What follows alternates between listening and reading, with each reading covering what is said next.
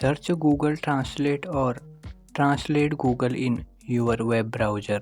Here I am using Google Chrome web browser to search Translate Google.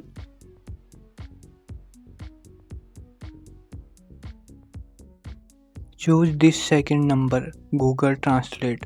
It will redirect to this interface. Now, if we want to use handwriting tools, here you can see pencil icon. Click on this pencil icon, then this type of touchpad will appear. Now you can write anything. Here I am writing hello.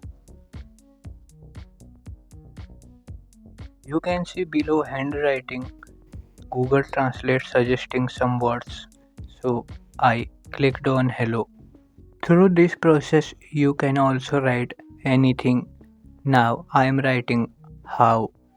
So now we can easily select the suggested word. Here I am writing on laptop touchpad and here you can see Google Translate web version handwriting tool is working very well.